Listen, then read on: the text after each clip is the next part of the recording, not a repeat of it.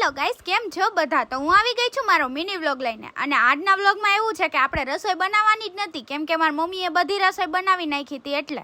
અને આજે રસોઈમાં બીજું કંઈ નહોતું નવીનમાં બનાવ્યું. આજે બનાવી હતી ચા ને ભાખરી ને લસણવાળી ચટણી.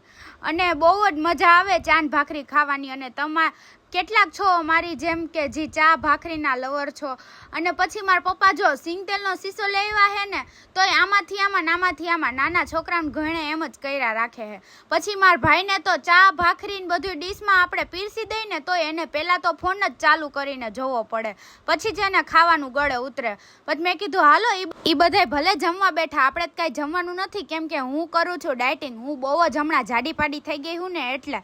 પછી બધાએ જમી લીધું ને મારી બેન જો મારા મોટા બાપુની છોકરી હે, તમે એને ઓળખતા જઈશો. આજે વરી બિચારી ભૂલી પડી ગઈ હે ને તો અહીંયા આવી ગઈ હે. એ બેહવા આવી હતી, બીજું કાંઈ નહોતું. પછી મેં કીધું હાલો હવે આપણે જમવું હોય કે ન જમવું હોય, હતર ડાયટિંગ કરીએ પણ તોય કામ તો આપણે જ કરવું જોઈએ. પછી મેં તો મસ્ત ચકાચક કામ કરી નાખ્યું એક નંબર.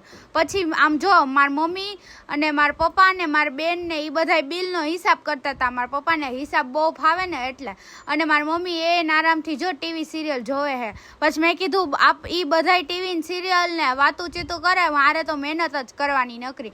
પછી મારી બેન ઘરે જાય છે અને મારી બેન ઘરે વહી ગઈ ને તમે કોઈ ક્યાંક ગયા હોય બેહવા, તમે ઘરે વહી જાજો. અને આજનો મારો મિની વ્લોગ તમને બધાને કેવો લાગ્યો મને લાઈક, કમેન્ટ, શેર અને સબસ્ક્રાઈબ જરૂર કરજો. Tata bye bye guys.